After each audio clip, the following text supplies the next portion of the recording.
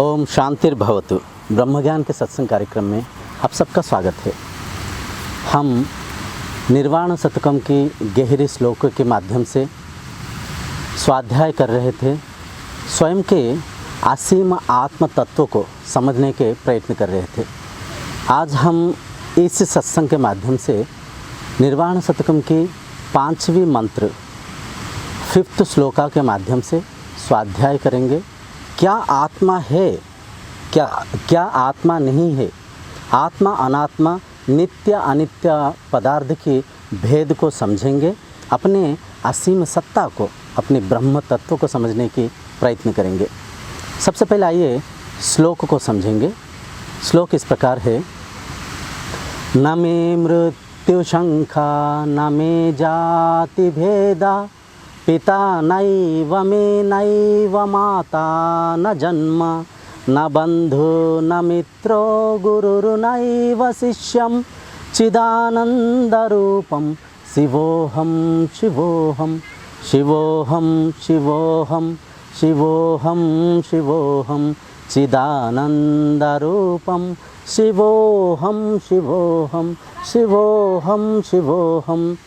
यहाँ पे देखिए, इस श्लोक में बुझाया जा रहा है, समझाया जा रहा है।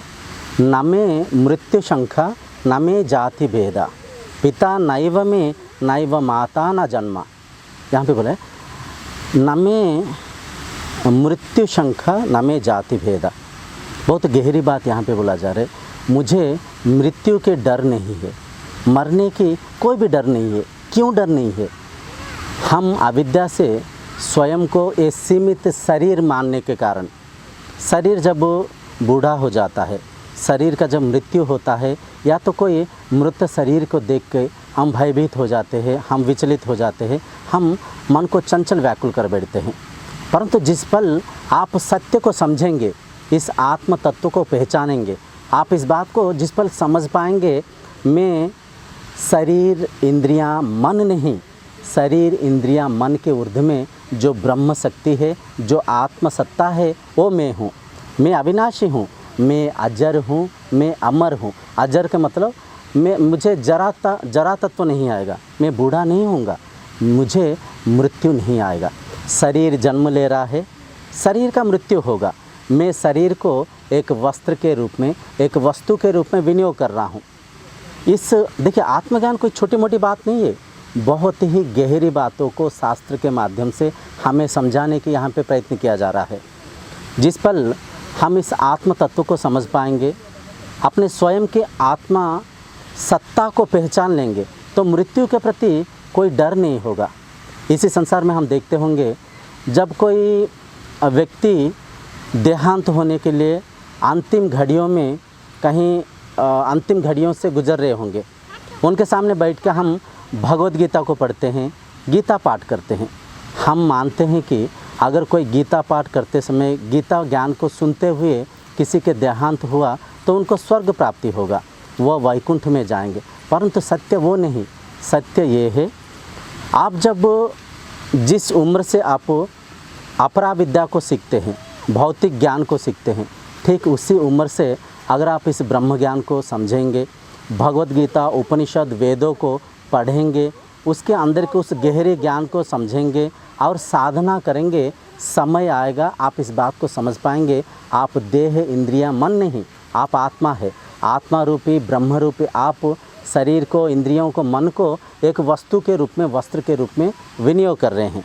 तो तात्पर्य ये है, जितना जल्दी आप आध्यात्मिकता को आचरण करेंगे, हम सब एक अंधविश्वास में बंधे हुए हैं। जब बूढ़ा होंगे तब प्रवचन सुनेंगे, आध्यात्मिकता के आचरण करेंगे। बूढ़ा होके आध्यात्मिकता को समझ के क्या फ़ायदा? क्या आप साधना कर पाएंगे? क्या आप आत्म साक्षात्कार कर पाएंगे? बहुत जटिल हो जाएगा। तो जल्दी शिशु अवस्था से ही आप इन तमाम बातों की गहराई को समझ के जब अगर आप साधना करेंगे, तो आपके मन में मृत्यु के कोई शंका नहीं रहेगा। आप समझ पाएंगे शरीर मरेगा, मैं अजर हूँ, मैं अमर हूँ, मैं अविनाशी हूँ। तो न मे मृत्यु शंका न मे जाति भेदा। कोई जाति भेद मेरा नहीं है।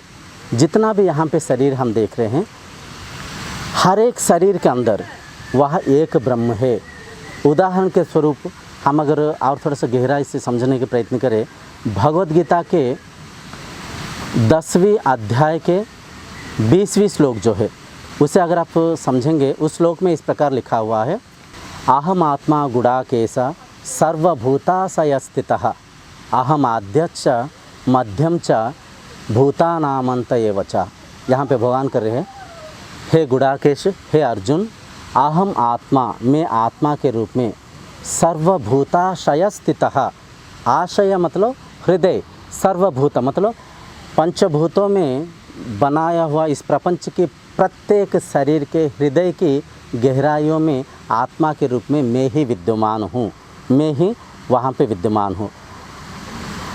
अहम आद्यश्च मध्यच्च भूतानामंत एव च, मतलब मैं आदि हूँ, मुझसे ये संसार निर्माण हुआ। मध्यम च, मैं माध्यम हूँ, मुझे आधार करके प्रत्येक शरीर, प्रत्येक संसार के हर एक शरीर परिचालन हो रहे हैं। भूतानामंत एव च, प्रत्येक भूत का अंत भी मैं ही हूँ, मुझसे, मुझ में प्रत्येक शरीर पंचभूतों में विलीन होते हुए मृत्यु के नाम से परिवर्तित हो रहे हैं। तो जिस पल इस बात को समझ पाएंगे, एक ब्रह्म सत्ता को आधार करके ये सारा प्रपंच परिचालन हो रहा है, प्रत्येक शरीर के आधार के रूप में वह एक ही ब्रह्म है, आप ही है। तब आप कोई जाति मतभेद नहीं करेंगे, खुद को भिन्न, कोई बड़ा, कोई उच्च, कोई श्रेष्ठ, कोई छोटा, कोई नीच, कोई अछूत, ऐसे जातिवाद की वर्णना नहीं करेंगे, इस माया में नहीं पड़ेंगे। तो यहाँ पे जाति भेद, कोई मतभेद नहीं है, हर एक शरीर में वह एक ब्रह्म ही है, कोई ऊंच नहीं, कोई नीच नहीं, कोई बड़ा नहीं, कोई छोटा नहीं, सब में समानता से वही एक ब्रह्म सत्ता, वही एक आत्म तत्व विद्यमान है, आप ही विद्यमान है। तो यहाँ पे न में मृत्यु शंका, न में जाति भेद, पिता नैव में नैव माता न जन्मा। न में जाति भेद मतलब मेरा कोई जाति भेद नहीं है, प्रत्येक शरीर में मैं ही विद्यमान हूँ।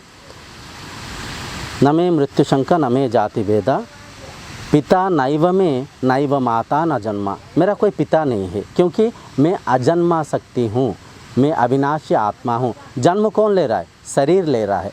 पंचभूतों से आकाश, वायु, अग्नि, जल, स्थल, इन 5 तत्वों से एक शरीर के निर्माण हो रहा है, शरीर की जन्म ले रहा है। शरीर के अंदर शरीर, इंद्रियां, मन के ऊर्ध्व में मैं हूँ, ब्रह्म रूपी में शरीर, इंद्रियां, मन के ऊर्ध्व में हूँ।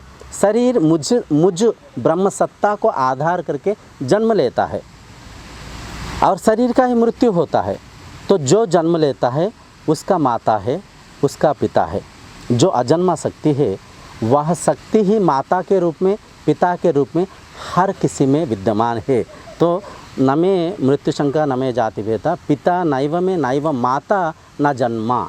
मेरा कोई पिता नहीं, मेरा कोई माता नहीं, मैं अजन्मा शक्ति हूँ, मैं अविनाशी आत्मा हूँ। ना बंधु न मित्रो गुरु नैव शिष्यम। मेरा कोई बंधु मित्र नहीं है। बंधु मित्र वहाँ पे होते हैं जहाँ पे 2 होते हैं, गुरु शिष्य वहाँ पे होते हैं जहाँ पे 2 होते हैं। आध्यात्मिकता की बड़ी गहरी बातों को हम चर्चा कर रहे हैं, आशा करता हूँ आप इस बात को समझ पाते होंगे। हर एक बंधु मित्रों में, हर एक शरीर में वही एक ब्रह्म सत्ता विद्यमान है। हम सबका स्रोत, हम सबका आधार वही ब्रह्म है। कोई बंधन बांधने की आवश्यकता नहीं है। हम सब ऐसे बंधन में है, हम चाहने से भी उस बंधन को तोड़ नहीं सकते। यूँ समझिए, एक सोने के बिस्किट से सोने के कई सारा अलंकार निर्माण हुआ, तो प्रत्येक अलंकार में क्या है? वही सोना ही है। प्रत्येक अलंकार क्या है? वही सोना का ही विभिन्न आकार आकृति है, वही सोना है। तो यहाँ पे अलंकार को सोना बनना नहीं पड़ेगा, अलंकार सोना ही है। प्रत्येक अलंकार के आधार जेहेतु सोना है, अलंकार को अलंकार के साथ कोई संपर्क, कोई संबंध बांधने की आवश्यकता नहीं है। सब एक आत्मीय बंधन में है, सब एक गहरी रिश्ता में है, सब एक गहरी बंधन में है, एक आत्मीयता में बंधे हुए हैं। तो जैसे सोना के अलंकार के इस तुलना को आप ब्रह्म और पंचभूतों की, ब्रह्म और संसार की, ब्रह्म और शरीर की साथ तुलना करके समझने के प्रयत्न करेंगे, आप पकड़ पाएंगे, इस बात को समझ पाएंगे। उससे एक ईश्वरीय शक्ति से पंचभूत निर्माण हुआ, उसी पंचभूतों से ये प्रपंच निर्माण हुआ। प्रत्येक शरीर में वही ब्रह्म विद्यमान है, वही पंचभूतों से ही शरीर का निर्माण हुआ। तो यहाँ पे हम कोई बंधु मित्र की बंधन बांधने की आवश्यकता नहीं है। जिस पल आप आपके आत्म तत्व को समझ लेंगे, किसी के साथ बंधन बांधने की आवश्यकता नहीं है। आप हर एक से प्रेम करेंगे, आप हर प्राणी को समानता से देखेंगे, आप हर किसी को खुद में खुद ही समझ पाएंगे। तो वहाँ पे प्रेम करना नहीं पड़ेगा, प्रेम हो जाएगा। जहाँ पे कोई चीज़ को करना पड़ता है वहाँ पे मान लीजिए नाटक है, नौटंकी है, तो यहाँ पे शुद्ध प्रेम की उत्पत्ति होगा, शुद्ध आत्मीयता की, शुद्ध मतलब बंधन की निर्माण होगा।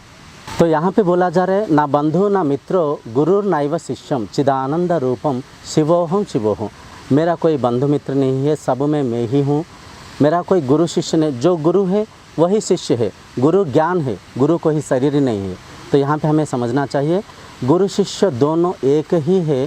शिष्य तब समझ पाएगा जब साधना की गहराई को आचरण करते हुए इंद्रियां मन के ऊर्ध्व में जाकर स्वयं के ब्रह्म सत्ता को जब एक साधक समझ लेते हैं, तो उस तल पे, उस स्तर में वह साधक समझ पाते हैं, मैं ही शिष्य के रूप में, मैं ही गुरु के रूप में, मैं ही पिता माता के रूप में, मैं ही संतान के रूप में, मैं ही बंधु मित्र के रूप में सब कुछ, सब सा मैं ही हूँ। मुझ में ही सब कुछ है, सब कुछ मैं ही हूँ, मुझ बिन संसार नहीं है। चिदानंद रूपम शिवोहम शिवोहम। मैं चैतन्य स्वरूप हूँ, मैं ब्रह्म स्वरूप हूँ, मैं आत्मा स्वरूप हूँ। चैतन्य स्वरूप में यह माया संसार को रचना करके मेरे सत्ता को भूल के अविद्या अस्मिता से यह देह को मैं मानकर अज्ञानता से अशांतग्रस्त हो रहा हूँ। तो आशा करता हूँ इन गहरी श्लोकों की गहराइयों को आप समझ पाते होंगे। तो धीरे धीरे जब हर दिन आप आत्मज्ञान को सुनेंगे, शास्त्र को पढ़ेंगे, विधिवत साधना करेंगे, मन की चतुर्थ अवस्था में आप पहुंच पाएंगे। जागृत, स्वप्न, सुषुप्ति के ऊर्ध्व में जो तुरीय अवस्था है, उस अवस्था में आप पहुंच पाएंगे। इन गप कहानियों के जैसे लगने वाला इन बातों की सत्य को आप अनुभव कर पाएंगे, मनुष्य जीवन को सार्थक कर पाएंगे। आज के सत्संग को यहीं पे विश्राम देंगे। आगामी सत्संग में हम निर्वाण शतकम की 6ठा श्लोक को समझते हुए स्वाध्याय करेंगे और अपना आत्म तत्व को, ब्रह्म सत्ता को समझने की प्रयत्न करेंगे। ओम सर्वे भवन्तु सुखिनः। ओम शांतिर्भवतु।